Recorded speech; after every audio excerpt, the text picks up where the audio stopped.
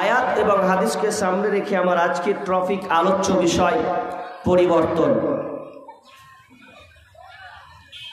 বর্তমান বিশ্বে যত ধর্ম আছে টোটাল 750 থেকে 800 কোটি পৃথিবীর মানুষ বসবাস করে।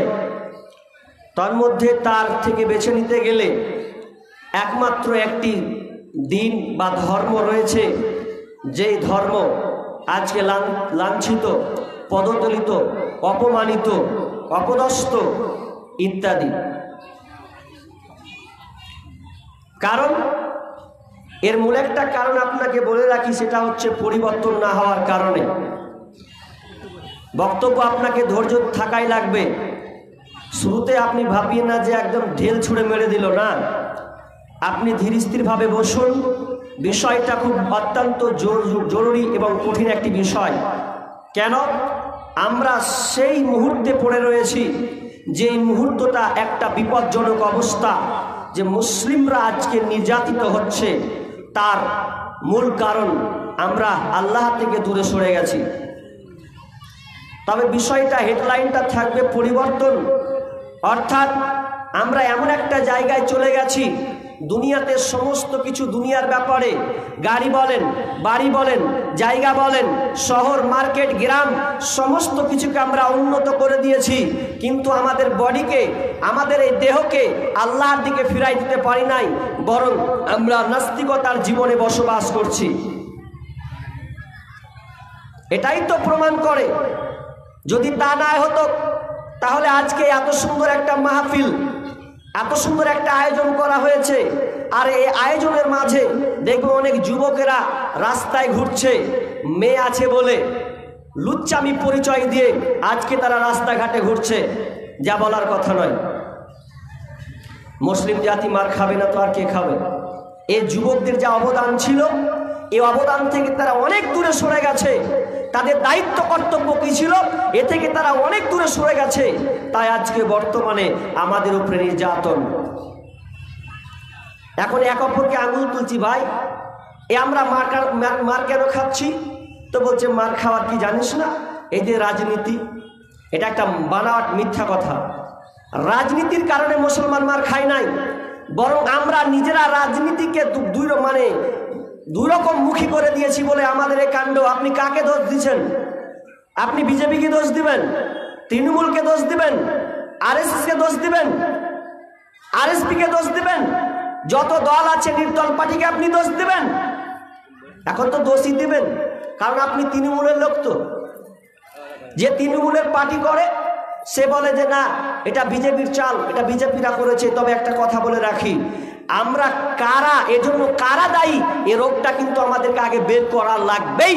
এ রোগ যদি আপনি বের না করেন তাহলে সমস্যা হবেই হবে, আপনি আরো বিপদে পড়বেন। এখন রোগ বের করার জন্য, আমাদের অপরাধ বের করার জন্য, কি সে অপরাধ, কিভাবে আমাদের অপরাধ এই লোকটা বের করার জন্য এখন আমরা সবাই মিলে বসেছি, দিয়ে এক অপরকে বলছি, এই আরে এটা কে কাজ করতে পারে বলতো? মুসলিমদের উপরে এত নির্যাতন, কে কাজটা করতে পারে? যে তৃণমূল পার্টি সে আঙুল তুলে বলছে এটা বিজেপি করেছে। বিজেপিকে যখন বলা হচ্ছে আচ্ছা তুমি তো দলে আছো, তো তুমি বলো, সে বলছে না এটা আরএসপি করেছে। আরএসপি বলছে না এটা আরএসপি কাজ করতে পারে না, এটা কংগ্রেস করেছে। এক অপরকে কাদা ছোড়াছুড়ি। আসলে মেন বিষয় হচ্ছে, কোনো ব্যক্তি যদি মুলাই খায় বা ডিম খায় তো ঘেকু উঠবে, ঘেকু যদি উঠে বা ডিম মতনই ঘেকু উঠবে, আর মুলাই ঘেকু উঠবে, ওইটাই বলবে, ওর তাটাই বলছে। তো আপনার গ্রামে একজন আলেম, সে বলছে না তোরা ভুল বললি, তাহলে কি হবে? কারা দোষী, কে দোষী? এবার দেন, এবার ওই আলেমটা উঠে বলছে এটা বিজেপির চাল নয়, এটা আরএসপির চাল নয়, এটা আপনার কিনা তৃণমূলের চাল নয়, এটা কংগ্রেসের চাল নয়, এটা নির্দলের কোনো চাল নয়। এই চালটা স্বয়ং আমরা নিজে, আমাদের নিজের কারণে আমাদের হাল দশা হয়েছে। আমরা আসমান থেকে বিপদ নিয়ে এসেছি। আল্লাহ আমাদের বিপদ দিয়েছেন এটা অন্য কোনো লোকের কারণে নয়, বরং আমাদের কারণে বিপদটা এসেছে। এবার তিনি আলেমটা আপনার কিনা আয়াত তাদের সামনে পেশ করা হলো। এবার তিনি শুরু করলেন, বিসমিল্লাহির রহমানির রহিম। জহরুল ফাসাদু ফিল বাররি ওয়াল বাহরি বিমা কাসাবাত আইদিন নাস লিয়ুযীকাহুম বা'দাল্লাযী আমিলু লা'আল্লাহুম ইয়ারজিউন। জহরুল ফাসাদু ফিল বাররি ওয়াল বাহরি বিমা কাসাবাত আইদিন নাস। তোমাদের জলে এবং স্থলে সর্ব জায়গায় তোমরা যে বিপদ আপদ গুলো দেখতে পাচ্ছ, তোমাদের উপরে যত আযাব নেমে পড়েছে, যত আযাব তোমরা ভোগ করছো, এগুলো তোমাদের হাতের কামাই, এগুলো তোমাদের হাতের ফসল, এটা তোমাদের কর্মের দরুন এই কাজটা তোমাদের কাজ হয়েছে। কোনো পার্টি নয়, বরং মুসলমান তোমার ব্যবহারে, তোমার হাতের বেঈমানিতার কারণে, তোমার কৃতকর্মের কারণে এই আযাবটা আল্লাহ দিয়েছেন। লিয়ুযীকাহুম বা'দাল্লাযী আমিলু। আমার আল্লাহ বলছেন তোমাদের অনেক পাপের দরুন তোমাদের এই পাপের শাস্তি তোমাদের আস্বাদন করা হচ্ছে। লাআল্লাকুম ইয়ারজিউন, যাতে করে তোমরা ফিরে আসো রে বান্দা। এই জন্য আমি আল্লাহ তোমার উপরে আযাব পাঠিয়েছি। পৃথিবীর কোন বজরঙ্গী নয়, আপনার কিনা বাতিল পন্থী ফিরকাকে নয়, বরং তোমরা এর জন্য দায়ী আছো। অতএব তোমরা এখন কি হয় শুধরে যাও। আল্লাহ যে আযাবটা দেন, দ্বিতীয় অংশে আল্লাহ বলছেন আযাবটা দিই যাতে বান্দা আমার কাছে ফিরে আসতে পারে, তারা যেন বুঝতে পারে নিজের ভুলটা। এই ভুলটার কারণে আল্লাহ তাআলা এই আযাবটা আমাদের চাপিয়ে দেন এবং তিনি আমাদের মাফ করে দেন। এটা পরের আয়াতে আছে। তাহলে আমরা বুঝতে পারলাম যে যতগুলো আযাব নাজিল হচ্ছে, যত দুনিয়ায় বিপদ আসছে, এটা একটি কারণ, সেটা হচ্ছে আমাদের কৃতকর্মের কারণে।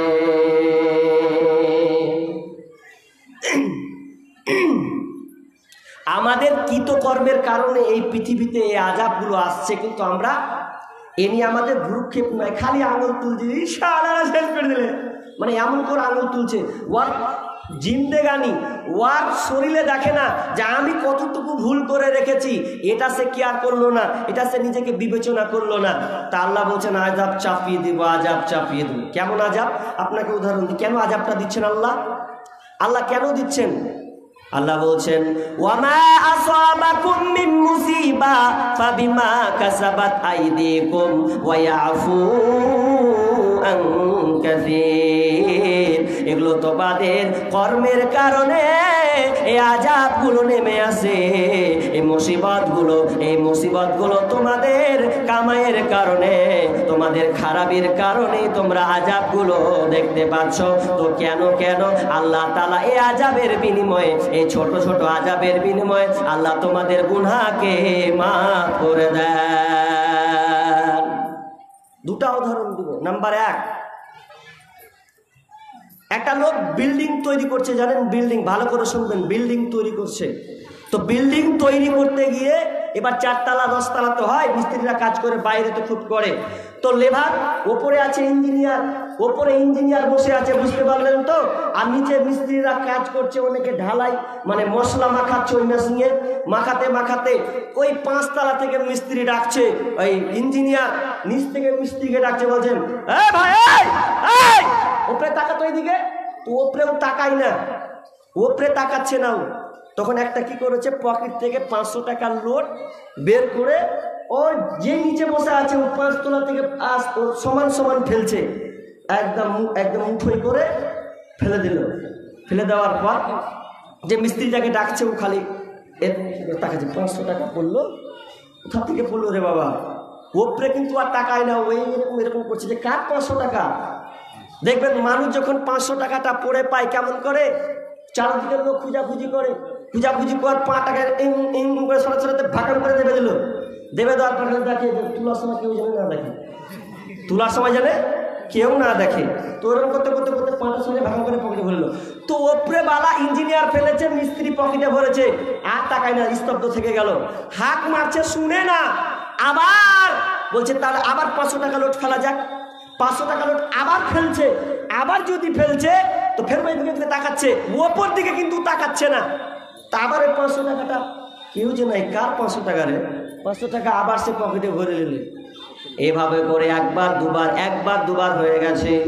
ইঞ্জিনিয়ার বলছে কি ব্যাপার, তো 500 টাকা লিছার ভরছে, ওপর দিকে তাকাই না, আওয়াজ শুনতে পাচ্ছে না, তো কি করা যায়। তো এবার ইঞ্জিনিয়ার আপনার কিনা পাথরের টুকরা নিয়েছে, আর পাথরের টুকরা যখন নিয়েছে, নিয়ে পর এবার রিং করা শুরু করেছে। তুই যেখানে থাকতাম তোর মাথায় ফেলবো। পাথরটা ধরেছে আর সামনাসামনি রিং করে যেমন ছেড়েছে তেমন তাকাতে লেগেছে। এতক্ষণ হাত মারলেও তাকালো না, যেমনি পাথর আর মাথায় পাটাম করে পড়েছে, উইস ওপর দিকে কেঁদে যেমনই বলেছে ওপর দিকে তাকাচ্ছে। তখন বলছে এত কেন তাকালি, বা এত কেন তাকালি, হাত মেরে খেসতে গেল, তুই এত করে তাকাচ্ছি এইভাবে। তখন তোর হুঁশ হলো না, 500 টাকা পকেটে ভরেলি, পাটাম করে মাথায় লেগেছে, তুই ওপর দিকে তাকাতে লেগেছিস, তখন তোর হুঁশ ঠিক আছে। তো আমার আল্লাহ দেখেন, আল্লাহ এত সিস্টেম দিয়ে ডাকে। আল্লাহ তাআলা দিনে 5 ওয়াক্ত 5 বার ডাকে, হাইয়া আলাস সালাহ, হাইয়া আলাল ফালাহ। এই আজানটা কার? তুই আজানটা দিচ্ছেন মুয়াজ্জিন। তোমার আল্লাহর কণ্ঠ ধরলেন, আল্লাহ হয় এখানে ডাকছেন, মাধ্যম দিয়েছেন আপনার কি নাম মুয়াজ্জিন। কি বলা হচ্ছে? হাইয়া আলাস সালাহ, তোমরা নামাজের জন্য এসো। আমি আল্লাহ তোমাদের ডাক দিলাম নামাজের জন্য। হাইয়া আলাল ফালাহ, তোমরা কামিয়াবি নেবে তো এসো, তোমরা নিষ্কৃতি পাবে তো এসো। শান্তি যদি পেতে চাও তাহলে তোমরা আমার মসজিদে এসে ঢুকে যাও। আমার আল্লাহ দিনে 5 বার মুয়াজ্জিনের মাধ্যমে আমাদেরকে ডেকেছে। আজান শোনার পর যখন আজান মুয়াজ্জিন আজান দেয়, এরপরেও আমরা কাজে ব্যস্ত থেকে যাই। যুবকেরা বোর্ডে ব্যস্ত থাকে, কেউ আবার মোবাইলে গেমস নিয়ে ব্যস্ত থাকে, চাষি আপন কাজে ব্যস্ত থেকে যায়, মা রান্নার ব্যস্ত কাজে থেকে যায়।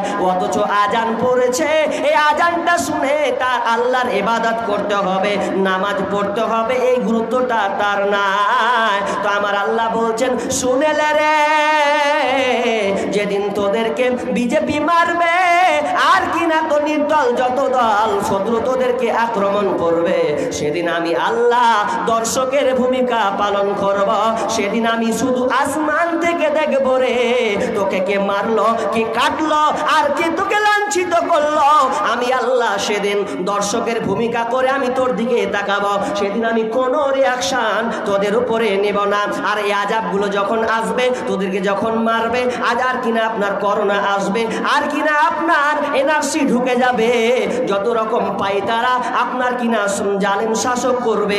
এটা কেন করবে? এটা তোমাদের কারণে হবে, এটা কোনো অন্যদের কারণে নয়, বরং তোমাদের কৃতকর্মের কারণে। কারণ আমি আল্লাহ যখন ডাকলাম তখন তুমি মসজিদে আসতে পারলে না। আমার আল্লাহ বলছে, দাঁড়া দাঁড়া দাঁড়া, যেদিন তোর উপরে বিপদ আসবে রে, সেদিন তোরা বুঝতে পারবি, সেদিন আমার কিছু করার থাকবে না। সেদিন খালি আসমান থেকে দর্শক ভূমিকা পালন করব, তোদেরকে মারবে, কাটবে, ছিনতাই করবে, লুটে নেবে, সবই হবে, আমি বসে থাকবো। এখন বলবেন যে এটা আল্লাহ করতে পারবে? তো করতে পারবে না।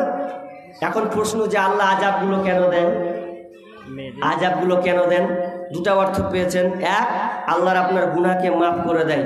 মা আয়েশা রাদিয়াল্লাহু তাআলা আনহা বলছেন যে মুমিনের যদি কোনো বিপদ আপদ আসে, তো এই বিপদ আপদের বিনিময়ে এর দ্বারা, এর মাধ্যমে ওই বান্দার পাপকে মোচন করে দেয়, গুনাহকে গুনাহকে মিটিয়ে দেয়। কিসের কারণে?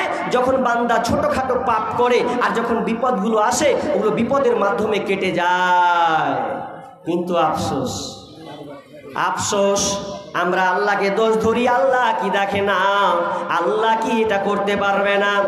অনেক মুসলিম মার খায়, এটা আল্লাহ দাঁড়িয়ে দাঁড়িয়ে দেখছে। আল্লাহর কি হৃদয়ে কোনো ব্যথা নাই? আল্লাহর কি দয়া হয় না? আল্লাহর কি এটা নিয়ে কোনো ভাবনা চিন্তা নাই? না বন্ধুরে, স্বয়ং আল্লাহ আপনাকে যে বিপদটা দিচ্ছেন, আপনি যত 24 ঘন্টার মাধ্যমে যত অপরাধ করেন, যত গুনাহ করেন, আপনি রাত্রে শোয়ার সময় ভাববেন যে আপনার অপরাধ কতটুকু, আপনি কত পাপ করেছেন, এটা আপনি আগে নিজেকে বিবেচনা করবেন। একজন মা ছেলেকে সুন্দর করে সাজিয়ে দেয়, সুন্দর করে সাজিয়ে দেওয়ার পর এবার মা রান্নায় চলে যায়, রান্নার চুলার দিকে চলে যায় কিংবা গ্যাসের দিকে চলে যায়, ভাত রান্না করবে, তরকারি চাপাবে, এই কাজে 10টা থেকে রান্নার কাজে নিয়োজিত হয়ে যায়। এখন ওই বাচ্চাটাকে ঠান্ডার দিন সুন্দর করে ছেলেটাকে সাজিয়ে দিয়েছে, সাজিয়ে দেওয়ার পর যখন সুন্দর করে সাজিয়ে দিয়েছেন, ছেলেটা এবার দুষ্টুমি শুরু করেছে। মা সাজিয়ে দিয়েছে, এরপরেও বাচ্চা দেখবেন অনেক সময় খেলতে গিয়ে আবার ধুলা বালিতে লোটে পড়ে যায়, আবার কাদাতে ব্যস্ত হয়ে যায়, তার গাটাকে ঘিনিয়ে দেয়, জামাকে সে ভিজিয়ে দেয়, এরকম হয়ে যায়। তখন দেখবেন মা ওই আপনার কিনা রান্না বান্না করে ওই সন্তানকে কিন্তু হালকা করে একটা মার দেয়, হালকা করে থাপ্পড় মারে কিংবা পিঠে একটা থাবা মারে। কেন থাবা মারে? এই জন্য মারা হয় যাতে ছেলেটা, মানে অ্যাকচুয়ালি মা কিন্তু অরিজিনালি তাকে মারে না, ওকে একটা আদরের মারে। মারতে গিয়ে দেখবেন পুকুরে অনেক সময় নিয়ে চলে যায়, পুকুরে নিয়ে যাওয়ার পর বাচ্চার গা থেকে আবার পোশাক খুলে দেয়, আবার ঠান্ডা পানিতে ধুইয়ে দেয়। বাচ্চাটা কিন্তু কাঁদতে থাকে, মা মা মা করে কাঁদে, বাচ্চাটা কাঁদতে থাকে। আর মা বলছে আর করবি, এবার বুঝ ঠেলা, আর তুই খেলতে যাবি, তোকে তো আগেই সাজিয়ে দিলাম, আবার তুই দুষ্টুমি করেছিস, খেলতে গিয়ে আপনার মানে ঘিমিয়ে দিয়েছিস, তাহলে এখন তো তোকে ঠান্ডার পানি স্বাদ নিতে হবে। বাচ্চাটা কান্না করে, কাঁদতে থাকে, মা কিন্তু বকে, কিন্তু ওইটা বকা নয়, বরঞ্চ মা আপনার ভালোবাসার খাতিরে ওই বাচ্চাটাকে বকে এবং পোশাকটা চেঞ্জ করে দেয়, আবার নতুন পোশাকটাকে পরিয়ে দেয়, এবার কোলে করে নিয়ে ঘরের মধ্যে চলে যায়। ঠিক তেমনি ভাবে আল্লাহ সুবহানাহু ওয়া তাআলা যখন মুমিন অপরাধ করে দেয়, বান্দা যেন কোনো গুনাহ নিয়ে আমার কাছে না আসে, এই জন্য আমি বান্দাকে কিছু দুনিয়ায় বিপদ আপদ দিয়ে আযাব দিয়ে দিই, যে আযাবটা দিলে বান্দা যেন বুঝতে পারে তার কৃতকর্মটা, তার ভুলটা যেন ধরতে পারে, যেটা আমার ভুল হয়েছে। এই জন্য আল্লাহ তাআলা অনেক আপদ বিপদ তার উপরে চাপিয়ে দেয়। পরিবর্তন যদি না হন তো আল্লাহ আপনাকে উদ্ধার করবে না, আল্লাহ আপনাকে বাঁচাবে না। আপনার ভুলটা যতক্ষণ আপনি সংশোধন না করবেন ততক্ষণ পর্যন্ত আল্লাহ আপনাকে বাঁচাবেন না। পরে একটি আয়াত দিব ইনশাআল্লাহ। তবে আপনার ভুল আশা করি বুঝতে পারছেন যে আমরা কত ভুলের জগতে চলে গেছি, আজকে সব পরিবর্তন করেছি। আপনি মিডিয়া দেখতে পাচ্ছেন কত সুন্দর, ল্যাপ কথা দিয়ে ঢুকে যাবেন, আমার বক্তব্য আপনি এখনই শুনতে পাবেন যদি লাইভ চলে।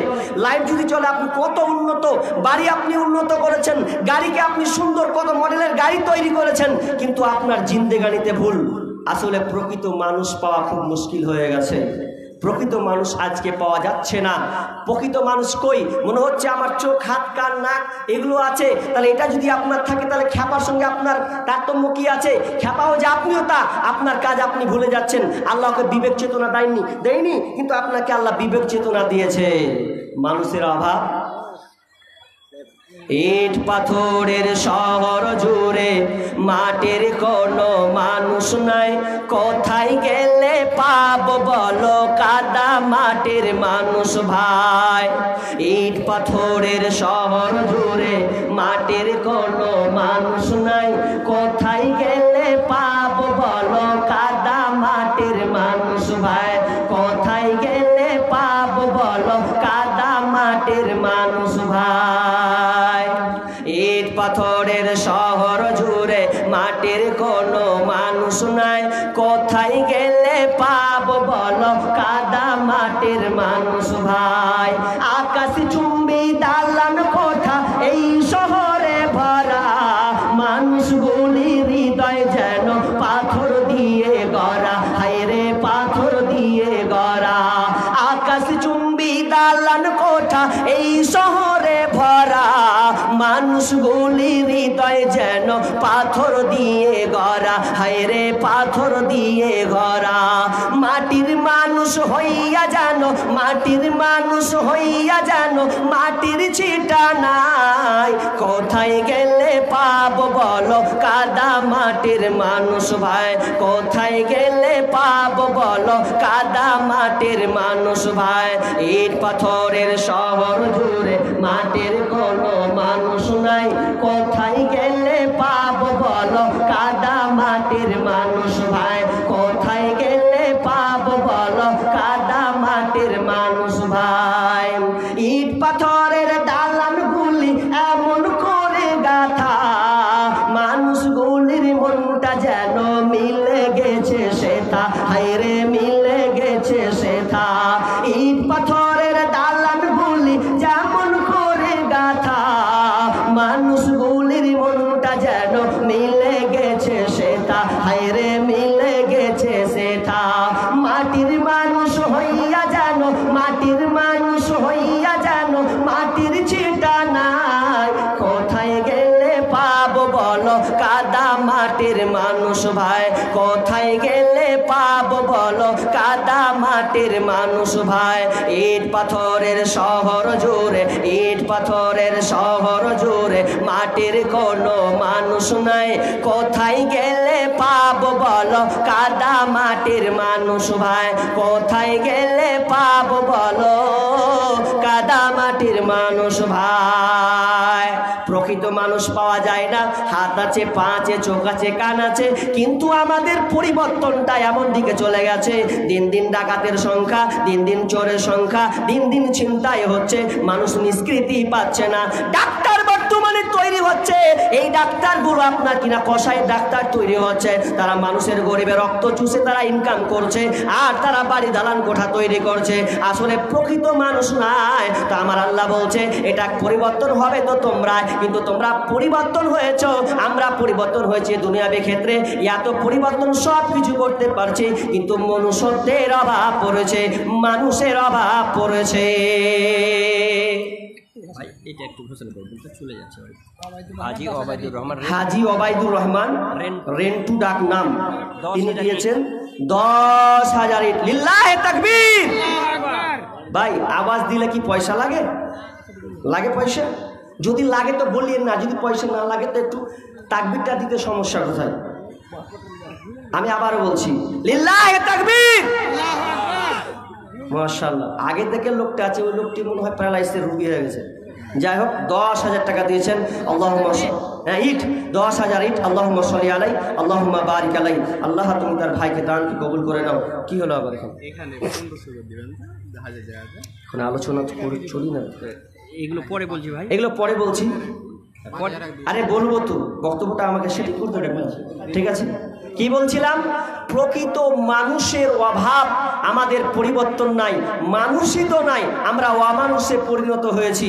এই জন্য আমার আল্লাহ বলছেন তোমরা যতক্ষণ পর্যন্ত পরিবর্তন না হবে ততক্ষণ পর্যন্ত আমি আল্লাহ পরিবর্তন করব না। তোমাদের উপরে নির্যাতন আসবে আসবে, এটা আমার কোনো কেয়ার থাকবে না। তুমি যতই বিপদে পড়ো রে বান্দা, আর আমরা এই বিপদগুলো আমরা নিজেরাই ডেকে নিয়ে এসেছি। কত বড় বিপদ! যেই বিপদ আমরা আপনার কিনা জেনা, ব্যভিচার, মদ, আপনার কিনা গান বাজনা দিন দিন এমন করে বাড়িয়েছি। এটা কারা বাড়িয়েছ? তো মুসলমান।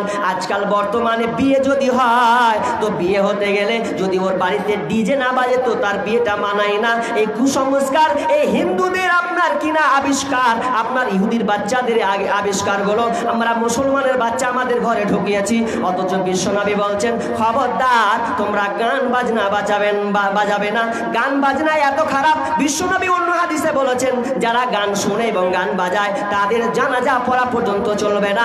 অথচ আজকে আমরা কোনো কিছুকে কেয়ার করি না, আমরা গানকে এমন সুন্দর করে ব্যবহার করছি।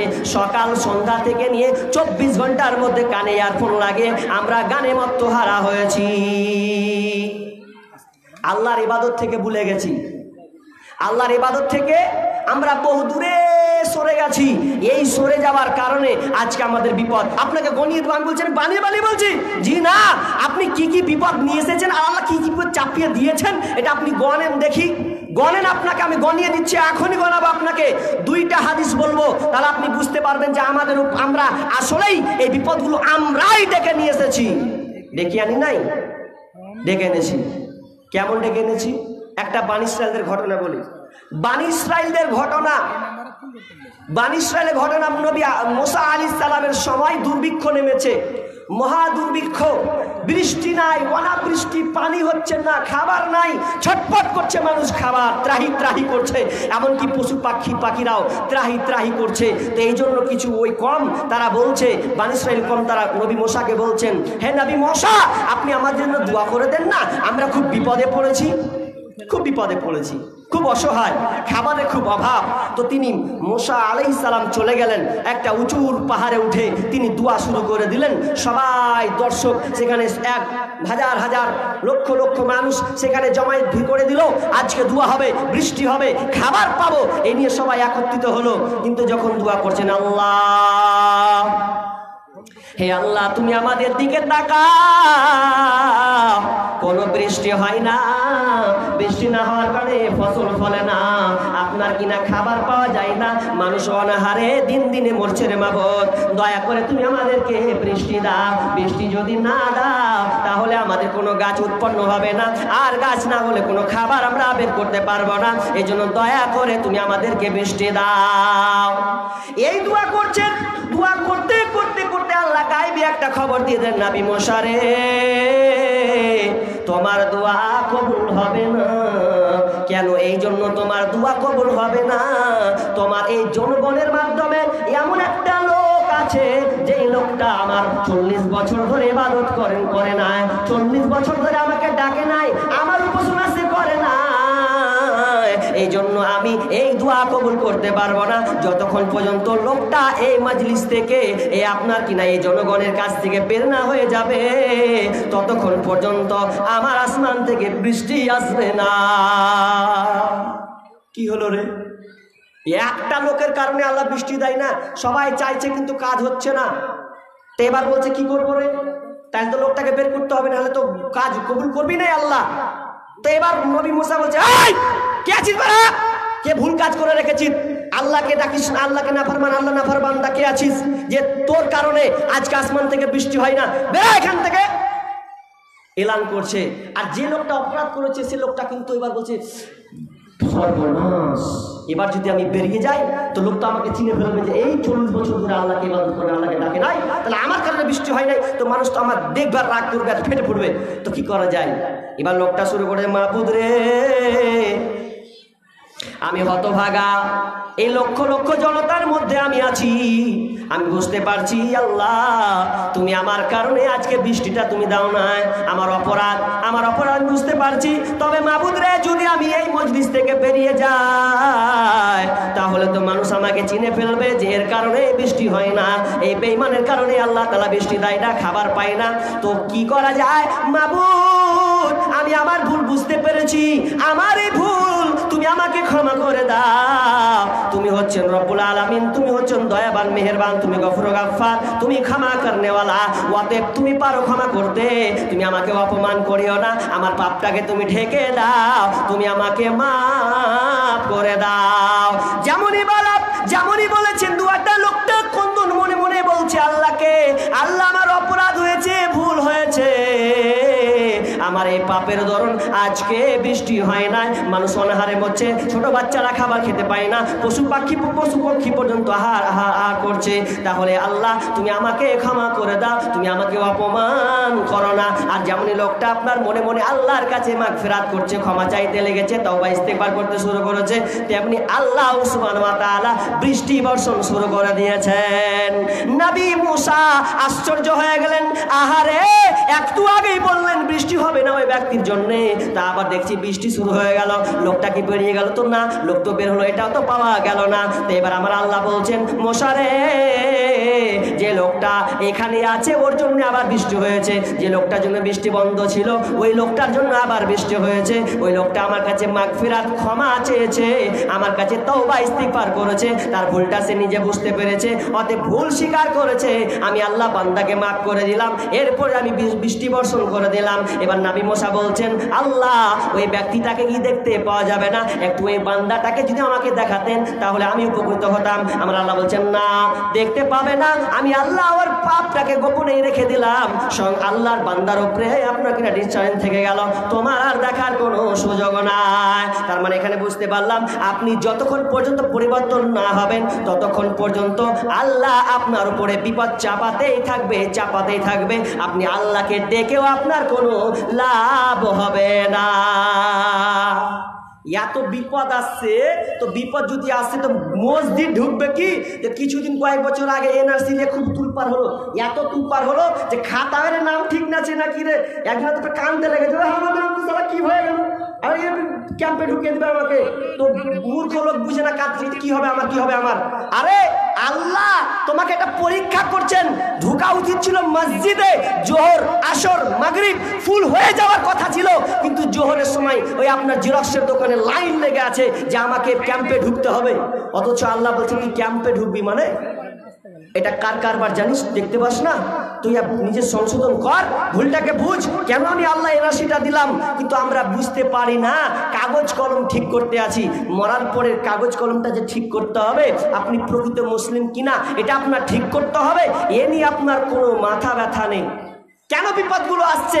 দুইটা হাদিস বলে আমার মূল মানে যেটা টার্গেট সেটা নিয়ে আমি চলে আসব। দুটা হাদিস আপনাদের বলবো, খুব বিস্তারিত লম্বা করব না। আমরা পরিবর্তন করেছি বিধায় আল্লাহ আমাদের লাঞ্ছিত করছেন। এটা তার কারণ আমরা নিজেরাই একে আল্লাহকে দিয়ে দোষ দিয়ে কোনো লাভ নাই। আল্লাহ তুমি আমাদের দিচ্ছ, আল্লাহ বলছেন না, এটা আমি নিজে থেকে করি নাই, বরং তোরা বিপদ ডেকে নিয়ে এসেছিস বিধায় তোদের উপরে বিপদ চেপেছে। কেমন বিপদ না? বিশ্বনবী কি বলছেন? বিশ্বনবী বলছেন, ইবনে ওমর হাদিসটি বর্ণনা করছেন। বিশ্বনবী বলছেন, হে মুহাজিরেরা, তোমাদের উপরে তোমরা 5টা পাপ থেকে বেঁচে থাকবে। যদি এই 5টা পাপ যদি করো তাহলে 5টা বিপদ আল্লাহ তাআলা তোমাদের উপরে চাপিয়ে দেবেন। তো তোমরা এই বিপদে পড়ে যাও, এই পাপ কাজে লিপ্ত হয়ে যাও, তাহলে আল্লাহ তাআলা তোমাদের উপরে 5টা বিপদ চাপিয়ে দেবেন। আমি দোয়া চাই যাতে তোমরা এই ফাঁদে না পড়ে যাও, তোমরা যেন এই 5টা পাপে লিপ্ত না হয়ে যায়। এবার শুনেন 5টা পাপ। নাম্বার 1, যখন সমাজে অশ্লীলতা বেহায়াপনা বেড়ে যাবে, তখন আল্লাহ বলছেন, যখন অশ্লীলতা বেহায়াপনা জিনা ব্যভিচার বেড়ে যাবে রে, তখন আল্লাহ তাআলা তাদেরকে এমন একটা রোগ দিবেন, মহামারী রোগ দেবেন, প্লেগ রোগ দেবেন, আর আপনার কিনা যত রকমের রোগ আছে সমস্ত রোগ আল্লাহ চাপিয়ে দেবেন। এমন রোগ চাপিয়ে দেবেন যে রোগ ডাক্তারও চিনে না, এখন পর্যন্ত ডাক্তাররা ওষুধ আবিষ্কার করতে পারে নাই। এমন রোগ আল্লাহ দিবেন। সেটা কেন? তো মানুষ যখন বেহায়াপনা আপনার কিনা জেনাকে কিছু মনে করবে না, জেনাকে তারা সস্তা মনে করবে, বেহায়াপনা বৃদ্ধি করবে, সেদিন আল্লাহ তাদের উপরে মহামারী চাপিয়ে দেবে।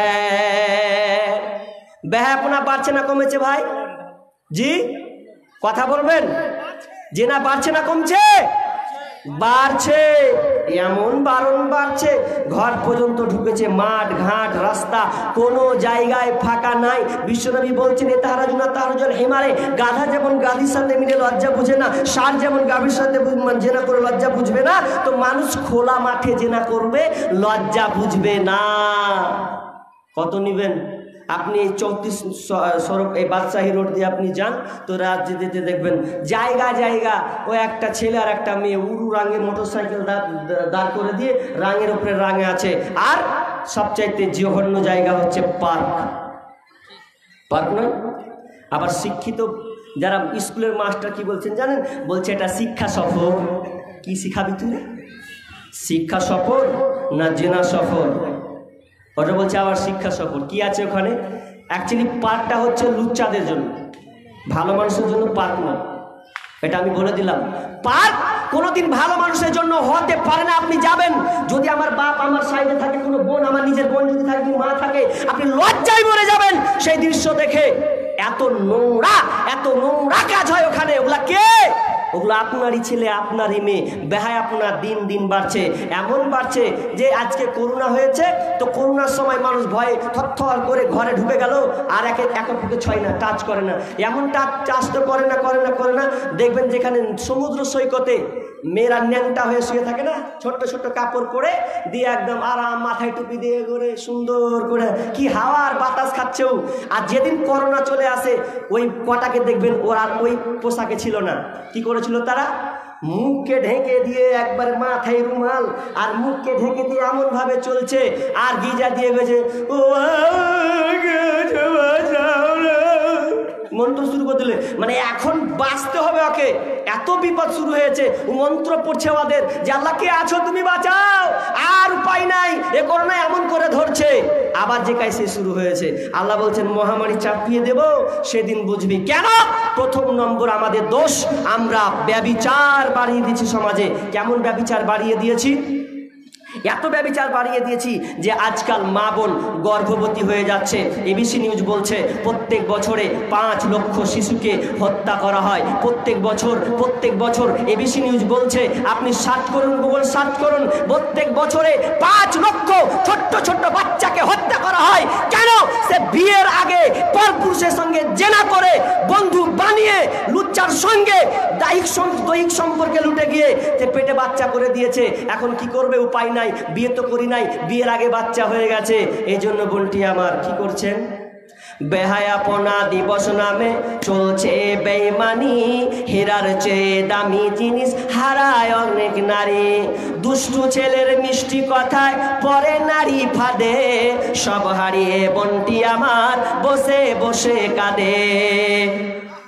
প্রেমের নামে চলছে এখন অশ্লীলতার ছোঁয়া, প্রেমের নামে চলছে এখন অশ্লীলতার ছোঁয়া। কতক মনের নারীর সম্মান পান্তা ভাতার মোয়া। নারী তুমি সম্মানিতা, সব ঘরেরই আলো, লাগলে ছুয়া পঙ্কিলতার জীবন হবে কালা। বোন যখন আপনার কিনা পেটে বাচ্চা চলে এসেছে কিংবা ভালোবাসাকে সে পেল না, জিনাতে জড়িয়ে গেলে তাকে পেল না, ওই মেয়েটা কিনা আপনার অসহায় হয়ে বসে বসে কাঁদছে, অথবা কোনো মেয়ে আপনার আত্মহত্যা পর্যন্ত করে দিচ্ছেন। এই বছর কত যে ব্রিজে পড়লো আর গেল। আপনি খুলুন জঙ্গিপুর টাইমসে, আপনার মিডিয়ার মাধ্যমে, এই জঙ্গিপুরে আপনার কিনা আমাদের পার্শ্ববর্তী একটা জায়গা, যেই জায়গাতে মাঝে মধ্যে ব্রিজ থেকে ঝাঁপ দিয়ে পড়ে যাচ্ছে। তো কেন? সে ভালোবাসাকে না পাওয়ার কারণে, কারণ তার পেটে বাচ্চা চলে এসেছে, সে অপরাধ করে দিয়েছে। ওই জন্য একজন কবি কি বলছেন? 10 মিনিটের আবেগ মাগো 5 মিনিটের মন, কে তুমি মা দেখতে দিলা না এই পৃথিবীর মুখ। জোর করে আসেনি ক তোর শরীরে আমি, পৃথিবীতে নাকি সন্তান হয় মায়ের কাছে দামি। তবে কেন সুখের ভুলে আমায় পেটে নিলা, সুখের শেষে কেটে ছিঁড়ে আমায় ফেলে দিলা।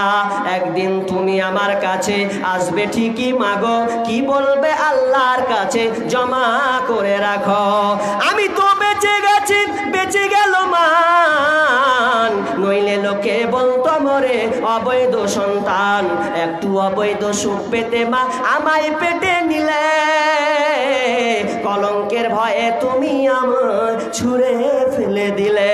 তোমার মাও করতো যদি, তোমার মাও করতো যদি তোমার সাথে এমন, বসতে মাগো সেদিন তুমি মৃত্যুর যন্ত্রণা কেমন। ওই মাটা পরকীয়ায় পড়ে গিয়ে আপনার কিনা জেরার রসাতলে গিয়ে তার নিজের ভবিষ্যৎকে সে নষ্ট করে দিয়ে এখন জান পর্যন্ত দিতে চলে যায়। এটা কারণ কি? সেটা হচ্ছে জেনা করার কারণে, ব্যভিচার করার কারণে। এই জন্য আমার রাসূল বিশ্বনবী বলছেন, যারা জেনা ব্যভিচার করবে রে, সমাজে যখন জেনা ব্যভিচার বৃদ্ধি পাবে তখন তোমরা দেখতে পাবে আল্লাহর আযাব নেমে আসবে। আর ওই আযাবটা কি হবে? সেটা রোগের আযাব দেওয়া হবে। এমন এমন রোগ আবিষ্কার হবে কোনো মা কোনো বোন জানবে না, ডাক্তার পর্যন্ত তিনি ভাবতে পারবে না এটা কি করে সম্ভব হয়েছে। নাম্বার 2, যখন মানুষ ওজনে কম দেবে, যখন মানুষ ওজনে ঠগাঠগি করবে, ঠগাঠগি যখন করবে, আমার আল্লাহ বলছেন তাদেরকে আমি জালেম শাসক দিয়ে দেব। জালেম শাসকরা তাদেরকে প্রহার করবে, মারবে, পিটবে। 2 নম্বর রোগ হচ্ছে যে মানুষ যখন ওজনে কম দিয়ে দেবে। আজকে ওজনে কম দিচ্ছে কি দিচ্ছে না? এমন ওজনে কম দিচ্ছে বলার কথা নয়। আপেল বালার ক্যাপাসিটি, লেবু বালার ক্যাপাসিটি আপনি 10টা লেবু চয়েস করেছেন, আপেল চয়েস করেছেন, ওই আপেলটা 10টা ক্যারিতে ভরেছেন। আমি দেখেছি আপেল যখন আপনি 10টা এদিক থেকে ভরছেন, ও আবার 10টা আগেই প্যাকেটে ভরে রেখে দিয়েছে। আপনারটা ওজন করে ক্যারিতে ভরবে, কি ওটা থুয়ে দিলে খারাপটা ভরে প্যাকিং করে আপনাকে দিয়ে দিল, হয় না? কত ধোকা! ভালোটাকে রেখে দিল, আপনাকে আবার খারাপটা 10টা দিয়ে দিল। কত দোকানদার গোশত মারছে 250-500 করে ওজনে মারছে, কত দোকানদার যে আছে ওজনে কম দিচ্ছে। বিশ্বনবী বলছেন যখন মানুষ ওজনে কম দিয়ে দেবে, ওজনে যখন কম দিয়ে দেবে, তখন আল্লাহ তাআলা জালেম শাসক চাপিয়ে দেবে, লে মার কাট ওদেরকে, ওদের ব্যবহার দেখ, নোংরা দেখ, মানুষকে ঠগিয়ে ঠগিয়ে খাচ্ছে। এবার বিশ্বনবী বলছেন নাম্বার 3 নম্বর হচ্ছে যখন মানুষ যাকাত দিবে না, এত মাল থাকার পরেও যাকাত দিবে না রে, বিশ্বনবী বলছেন তখন আল্লাহ সুবহানাহু ওয়া তাআলা আসমান থেকে বৃষ্টি বর্ষণ বন্ধ করে দেবেন। বৃষ্টি আর হবে না, আপনার কিনা ফসল ভালো হবে না। এই ফসল যে ভালো হবে না, বৃষ্টি হবে না, তার কারণ যাকাত না দেওয়ার কারণে। তার মানে আপনি সদকা দান আপনার মালামাল থাকার পরেও আপনি আল্লাহ রাস্তায় দেবেন না, আর যখনই আপনি দেবেন না আল্লাহ বৃষ্টি বর্ষণ বন্ধ করে দেবেন। কয়েক বছর আগে খুব আপনার ইস্তিসকা সালাত হয়েছে, আপনার খুব নামাজ হয়েছে, বৃষ্টি কিন্তু হয় না, কিছুদিন বেশ বৃষ্টি হয় না। তার কারণ আমরা যাকাত থেকে অনেক দূরে সরে গেছি। যদি আপনি বিবেচনা করেন যাকাত টাকার উপরে ফরজ, আপনি যদি ভাবতে যান যার বাড়িতে মানুমানিক 60,000 কিংবা 80,000, নিম্ন স্তর 80,000 টাকা যদি জমা থাকে, 60,000 টাকা যদি বাড়তি তার জমা থাকে, তাহলে ওই বান্দাকে যাকাতটা বের করে দিতে হবে, পার্সেন্টে যাকাত বের করতে হবে। কিন্তু হতভাগা আমরা যাকাতের দাবিদার হওয়ার পর, যাকাত দেওয়ার পর আপনার কিনা যাকাতের মাল থাকার পর আমরা যাকাত বের করছি না। এই জন্য আমার আল্লাহ আযাব চাপিয়ে দেবেন। কিসের আযাব? তো বৃষ্টি বর্ষণ বৃষ্টি হবে, বৃষ্টি আল্লাহ দেবেন না। নাম্বার 4 নম্বর হচ্ছে যখন আল্লাহ তার রাসূল, আল্লাহ এবং রাসূলের প্রতিশ্রুতিকে ভঙ্গ করবে, আল্লাহর প্রতিশ্রুতিকে মানবে না, আল্লাহ বলবেন আমি চাপিয়ে দিলাম জালেম শাসক। ওই জালেম শাসকরা তাদের মালামালকে আপনার উঠিয়ে নেবে, তাদের মালামাল তারা কেড়ে নেবে, তাদের উপরে আযাব চলবে, রুলার্স চলবে, এতে করে তার কোনো পাত্তা পাবে না। সেদিন আল্লাহকে ডেকে কোনো লাভ হবে না। আল্লাহকে তখন লাভ হবে যখন আপনি নিজেকে পরিবর্তন হবেন, সেদিন আল্লাহ আপনাকে বিপদ থেকে বাঁচাবেন, তাছাড়া আল্লাহ আপনাকে বাঁচাবেন না। নাম্বার 5, যখন মানুষেরা কোরআন হাদিসকে মানবে না, কোরআন হাদিসকে বাদ দিয়ে আপনার দুনিয়ার মানব রচিত জিনিস নিয়ে তারা মানবে, কোরআনকে ফলো করবে না, হাদিসকে ফলো করবে না। এখন বর্তমানে বাড়ির সংসার চলে কোরআন হাদিস দিয়ে নয়, দুনিয়ার আধুনিকতা, দুনিয়ার প্রচলনতার মাধ্যম দিয়ে আজকে দুনিয়াটা পৃথিবীতে চলছে। তো বিশ্বনবী বলছেন যখন এই দুনিয়াটা এভাবে চলতে থাকবে রে, তখন আল্লাহ সুবহানাহু ওয়া তাআলা তাদের উপরে গৃহযুদ্ধ চালিয়ে দেবেন। স্বামী স্ত্রীর সঙ্গে মিল থাকবে না, বাপ মায়ের সঙ্গে মিল থাকবে না, সংসারে সব সময় অশান্তি লেগেই থাকবে। আহারে কোথায় গেলে শান্তি পাবো, কোথায় গেলে স্ত্রী ছেড়ে পালাবো, দিয়ে একটু নিষ্কৃতি পাবো, শান্তিতে ঘুমাবো, এইরকম সবাই মনে মনে আঁকবে। আর স্ত্রীর মুখ দেখতে ভালো লাগে না, আর সন্তানের মুখ দেখতে ভালো লাগে না, আর বাড়িতে থাকতে ভালো লাগে না। আল্লাহ বলছেন যখন তারা কোরআন এবং হাদিসকে মানবে না, তখন আল্লাহ বাড়িতে গৃহযুদ্ধ চালিয়ে দেবে। পরিবর্তন হবেন না। কখন হবেন? ঠেলার নাম বাবাজি, ঠেলার নাম বাবাজি। যখন আপনি বুড়িয়ে গেছেন, আর চলতে পারছেন না, যখন একটা লোক বলছেন আর মাস্তানি, বলছে আর হাঁটুতে লাইনে রে ভাই, পারি না, হাঁটুতে লাইনা পারে না, তখন আর কি দিনদারি দেখাচ্ছে ও দিনদারি। মানে একটা বাঘ যখন বৃদ্ধ হয়ে যায়, দেখবেন ডিসকভারি চ্যানেলে, বাঘ যখন বৃদ্ধ হয়ে যায়, যখন বাঘটা ইয়ং থাকে, এমন করে থাবা মারে, খিদা লাগলেও থাবা মারে, খিদা না লাগলেও থাবা মারে।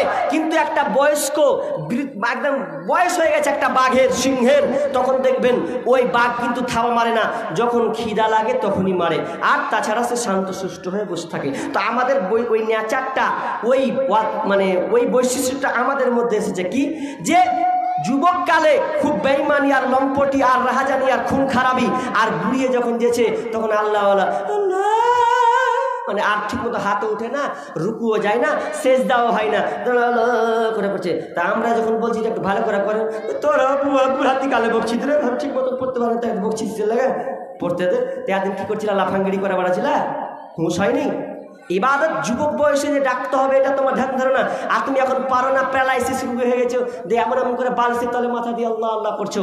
আমি এতে দুঃখিত নই, ঠিক আছে ফিরে এসেছো, তবে তোমাকে বোঝার দরকার ছিল কখন তোমাকে পরিবর্তন হওয়া উচিত ছিল, পরিবর্তন নয়। বিশ্বনবী বলছেন এই দুনিয়াতে আযাব, এই গজব কেন হয়, তার বিশ্বনবী আরেকটা হাদিস বলছেন, লা ইয়াকুনান্না ফি হাদিহি উম্মতি খাসফুন ওয়া কাযফুন ওয়া মাসখুন, যখন মানুষ ওয়াদালিকা ইদা শারিবুল খামর ওয়াত্তাখাযুল কায়নাত ওয়া দারাবুল বিল মাআদিফ, এই তিনটি অপরাধ যখন করবে তখন তিনটা বিপদ আসবে। খাসফুন ওয়া কাযফুন ওয়া মাসখুন, তিনটা বিপদ। কি বিপদ? খাসফুন, ভূমিকম্প হবে, ভূমিকম্প হবে, ভূমিকম্প।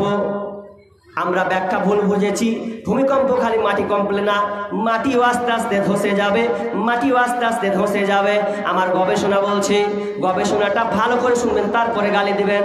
আল্লাহ এখানে বলছেন যখন মানুষ নিশাদার দ্রব্য পান করবে আর আপনার কিনা নারী নিয়ে মত্ত থাকবে, আর আপনার কিনা গান বাজনাকে মানুষ হালাল মনে করবে, গান বাজনা নিয়ে মেতে থাকবে, তো তাদের উপরে তিনটা বিপদ আসবে।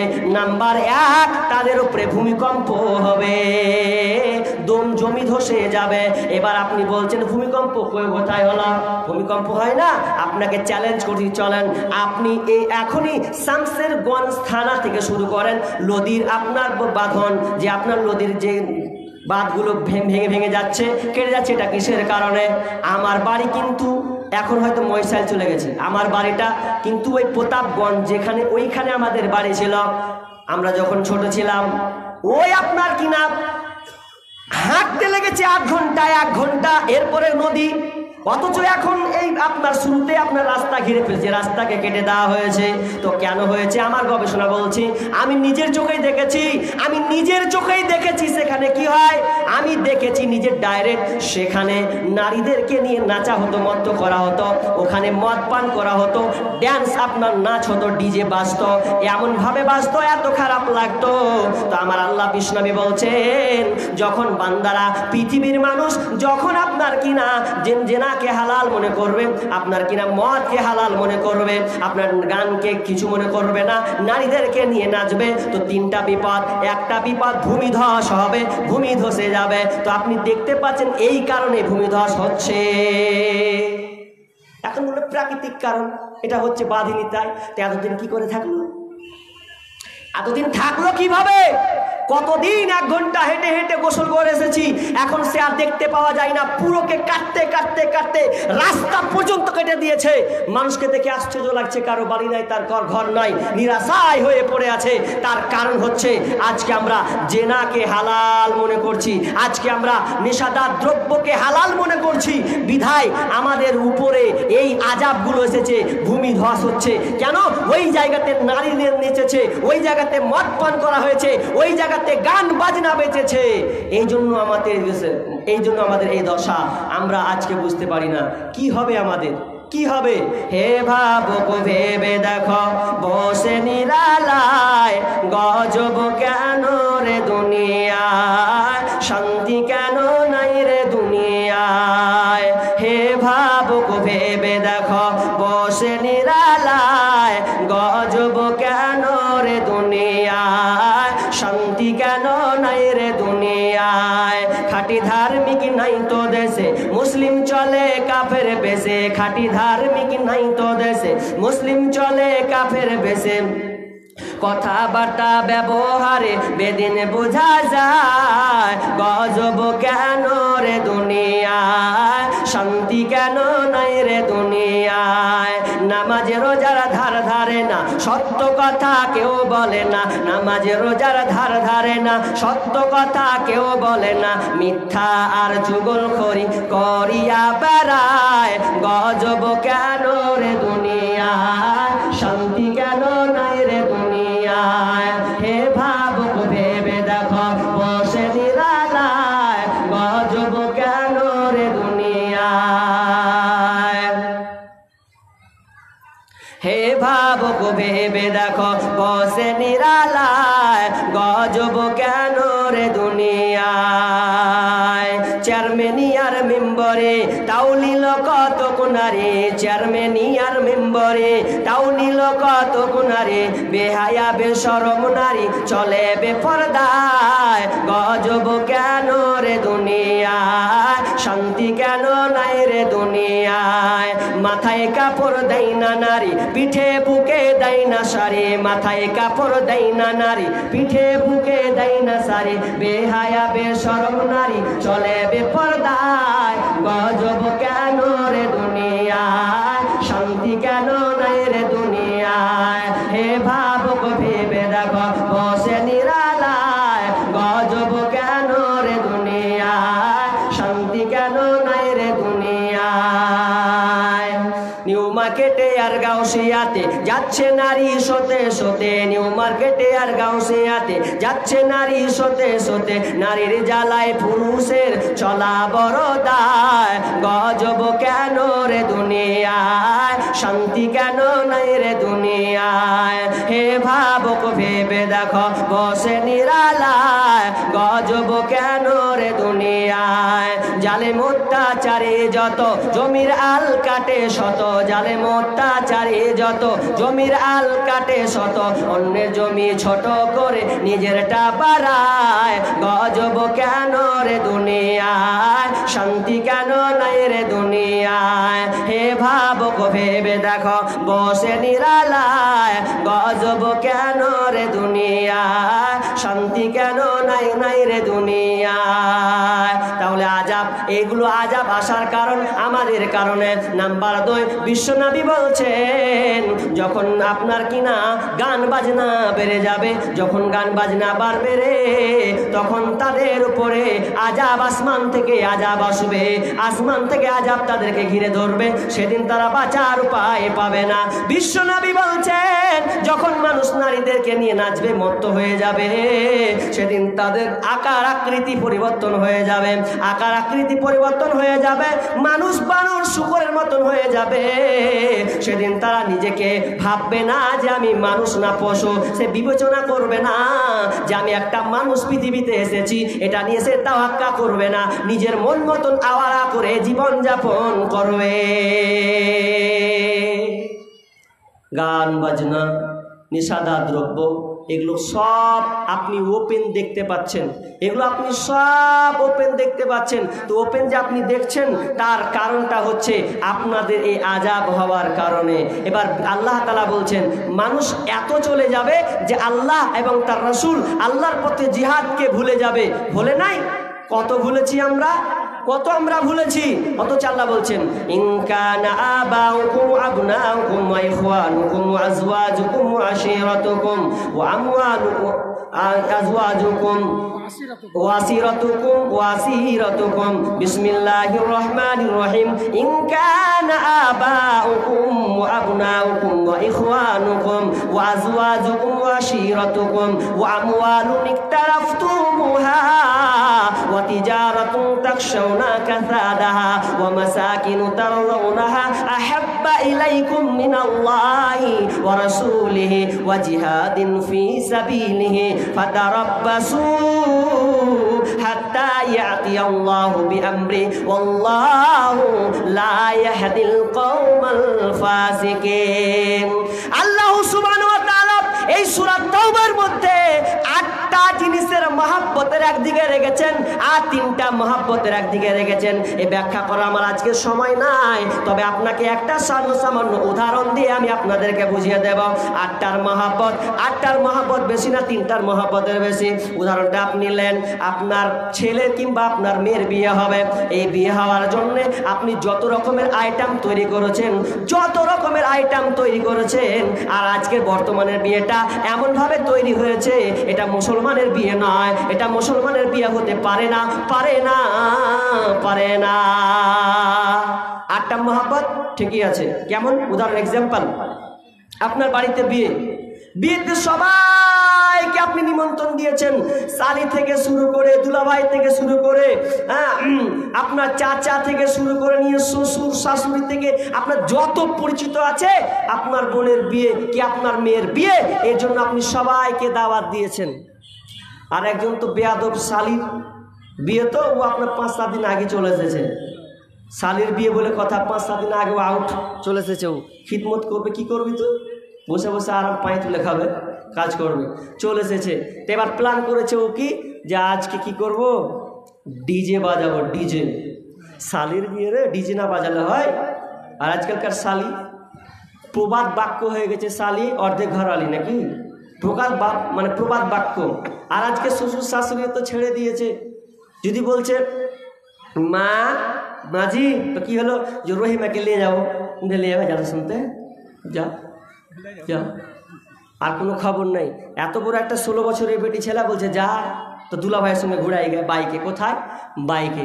তো বাইকে ঘুরে কি করবে ও, কি করবে? কোনো খোঁজ নাই, মায়েরও খোঁজ নাই, বাপেরও খোঁজ নাই। এ হয়ে গেছে অবস্থা। এই অবস্থা হয়েছে না হয় না হয়েছে। আজকে আপনার কিনা জেনাতে ক্যান্সার, জেনার বিষয়ে বলতে গেলে ঘন্টাকে ঘন্টা। কিন্তু আমি যে মূল উদ্দেশ্য বলতে চাচ্ছি, যে আমরা কি করছি, দিয়ে দিলাম যে চলে যাওয়া ঘুরতে, হচ্ছে না? কত হচ্ছে। তো কি হয়েছে, ওই দুলা ভাই চলে এসেছে, 8 দিনে বক্স বাজাবে। তো আপনার শ্বশুর হয়তো কড়া মেজাজের আছে, তো বলছে ভাই এখানে কোনো বক্স বাজবে না, বাজাতেই দেবো না বক্স। তো যদি কিছু বেটি থাকে বা কেউ থাকে, তো বলবে হ্যাঁ বাপু তুমি বুড়িয়ে গেছো, এখন তোমার মন মানবে, তুমি এক ঘর ঘরে সুতো গা, বক্স বাজবে একদিকে বাজুক, কি আছে অসুবিধা? দেখেন, সবাইকে আপনি ডেকেছেন, আপনি আপনার জামাইকে ডেকেছেন, আপনি আপনার শ্বশুরকে ডেকেছেন, আপনি দুলাভাইকে ডেকেছেন, যত আপনার আত্মীয় ভাই বোন বন্ধু সবারই জায়গা হয়েছে, সবাইকে ডেকেছেন। এবার মনে করেন একটা আলেম, আপনি এই মাদ্রাসার বানাতে একটা আলেমকে আপনি দাওয়াত দিলেন, এই আলেমটা কি করলো, আপনি ওকে দাওয়াত দিয়েছেন, দাওয়াত কবুল করলো, দাওয়াত কবুল করার পর এবার আপনার বাড়ি খেতে চলে গেছে, কিন্তু খেতে গিয়ে দেখছে আহারে কোন ডিসিপ্লিন তো ঠিক নাই, একদিকে বক্স বাজছে আর একদিকে ছেলে মেয়ে একাকার করে তারা খাবার খাচ্ছে। এটা তো শরীয়ত পারমিট করে না, শরীয়ত এটা জায়েজ করে না, এটা তো করা চলবে না। এবার ওই আলেমটা করলো কি, ওখান থেকে নিয়ে সে আপনার কিনা রিটার্ন চলে গেল, না এ বিয়ে খাবো না।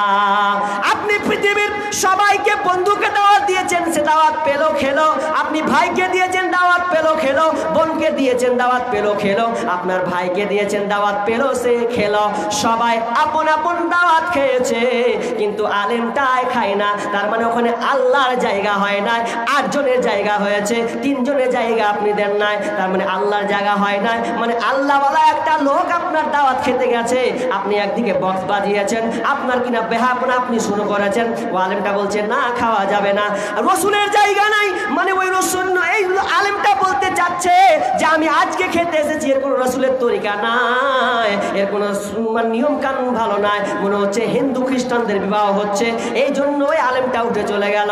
তো আল্লাহ তাআলা বলছেন যে তোরা 8টা মহব্বত বাড়িয়ে দিলি, সবার মহব্বতে তোরা ঠাই দিলে, কিন্তু আমার 3টা মহব্বতের দিকে কমিয়ে দিলে, কিন্তু আল্লাহর উপরে এবং নবীর উপরে, আর কিনা আপনার ফিসাবিলিল্লাহ আল্লাহর উপরে রাস্তায় জিহাদ, এই জিহাদ করার ব্যাপারে 3টা তোরা ফেলিওর করে দিলে। তো আমার আল্লাহ বলছেন ফাতারাব্বাসু, অপেক্ষা কর, হাত্তা ইয়াতি আল্লাহু বিআমরি, আল্লাহু লা ইয়াহদিল কওমাল ফাসিকিন।